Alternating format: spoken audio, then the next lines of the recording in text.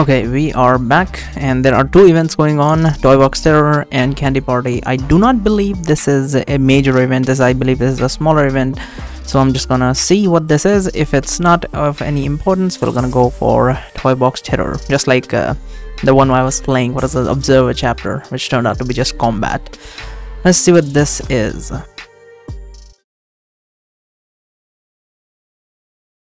On Kate Continent, a legend has been passed down for centuries. At the junction of eternal day and eternal night, the realm of ghostlings briefly intersect with the world of mortals. The usually intangible ghostlings briefly return to the mortal world on the first night of the eternal night. This night is called All Souls Night.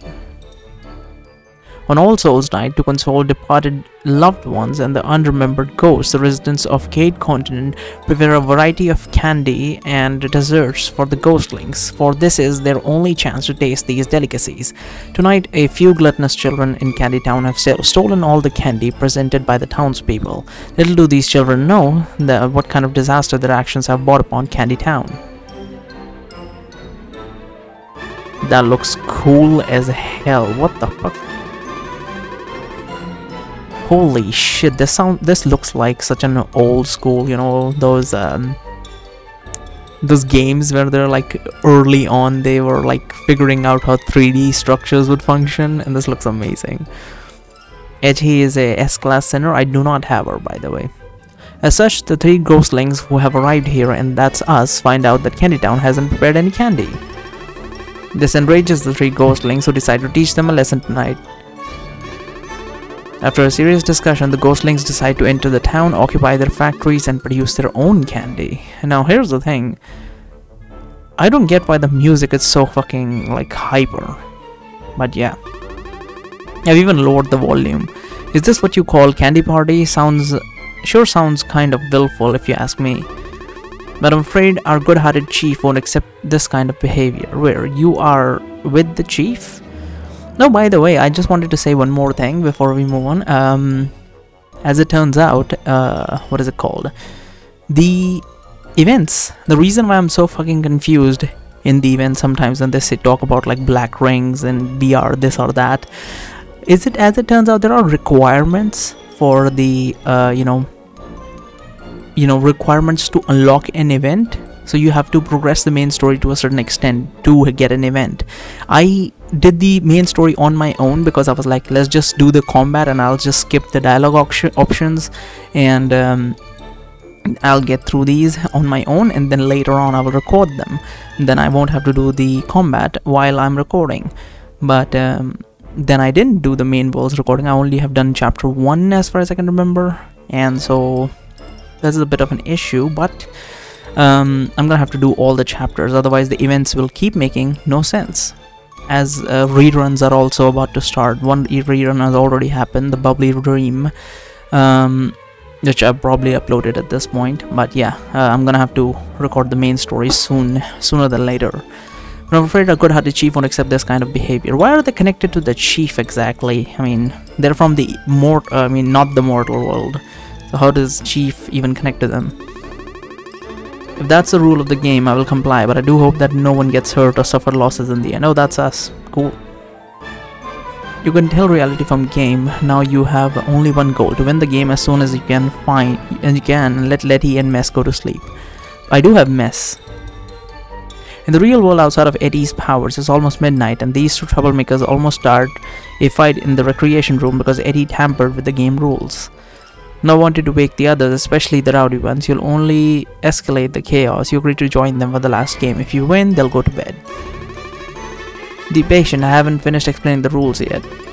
Today is the only day you can touch all this food and enjoy the candy as we wish. Therefore, every ghostling wants the most candy for itself, which makes us competitors. For fairness, we three decide to have a competition to occupy the empty lands for ourselves. The ghostling who ends up with the most candy is the winner and can enjoy all the candy collected by the other two ghostlings. Eddie raises a staff in her hand and swings it in the air. The light of the pumpkin lanterns leaves the text of the rules in the mid-air. Rule 1. At the beginning of the game, each ghostling has the same amount of pumpkin candy as the initial amount, as the initial support is applied to support this wandering town. What am I reading? Am I ever gone insane? My eyes have not been working properly since the morning for some reason. At the beginning of the game, each ghostling has the same amount of pumpkin candy as the initial supply to support their wandering in the town. The ghostling who have made a round of mischief must have left an impression on the townspeople and can rightfully earn Candy Town reputation. The ghostling with the highest reputation in the end wins. Rule 2. Each ghostling can roll the dice on their turn to determine the number of blocks they can advance. When stopping on a block with a vacant land, they can occupy it by spending different amounts of candy. Sounds like Monopoly. Rule 3. When stopping at a land you have occupied, you may spend a certain amount of candy to build or upgrade the facilities of your scaling it up. Rule 4. When stopping at a land occupied by other ghostling, you must pay a certain amount of candy to the ghostling as a visiting fee. After all, it's only fair to pay your competitors if you want to watch and learn from them. Special case, if the ghostling doesn't own enough candy to pay for the friendly donation, candy party punishment applies. The ghostling will be locked in the town's most terrifying dark room for 2 turns. No one can guarantee what may happen in the dark room, but it's said that the town people who entered all had nightmares for a month. That's all for the basic rules. Got it? Let's set off on our mischievous tour in Candy Town. Am I going to actually have to play Monopoly? Because I have no clue how would I do this. Where am I? Oh, that's the start. Can I go here? No. If I roll, I guess. Okay. You want to buy this candy land? Sure.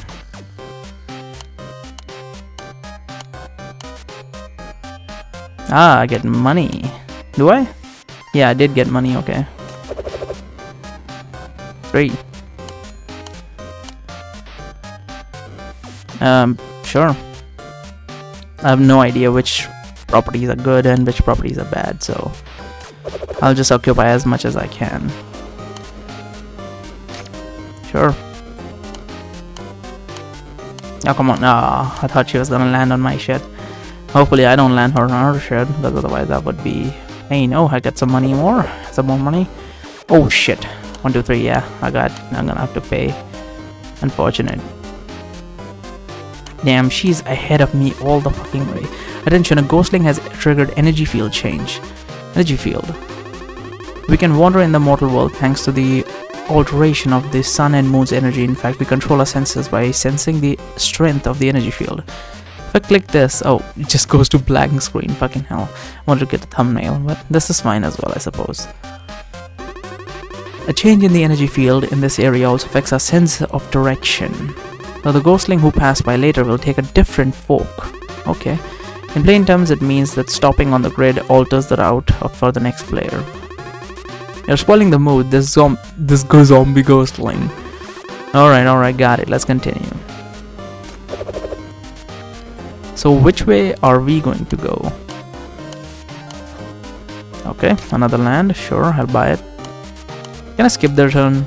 Like, make it faster or something? Got some money. Ah, she's gonna go this way. Oh, she did not buy that. Interesting. Ooh, okay. Attention, attention, ghostling has completed a tour around the town. Let's see who this fast runner is. That would be me. Oh, we got 600 candy. Oh, 200 candy. Eddie, what are you doing? Wait, why did you eat the pumpkin candy? Hi there, Chief. It's okay, this candy is edible. Grandpa and I used to... Eddie stops short and doesn't go on, but you seem to certainly understand why she wants to play this game today. Chief, tell me, it's All Souls Night and especially did not prepare any candy. We have played in the recreation room all night, but why? Still nothing happened. Eddie, your voice dwindles. You purse your lips, not wanting to break her comforting illusion with common sense. You certainly have an idea. Perhaps your grandpa hasn't quite acquired the skill yet. Look, this game doesn't have any NPC interaction beside our actions. Your grandpa may need a few more years to learn why are you laughing? Chief, you might just be a game design prodigy. You're right, why didn't I think of that? With a wave of pumpkin lantern staff, a card suddenly appears in your hand. Congratulations to the magician for learning the special skill Trickster. Activating the skill allows you to put the selected ghostling in slumber for a turn, disabling them for any action. Isn't that amazing? Oh, I can put people to sleep. Sure.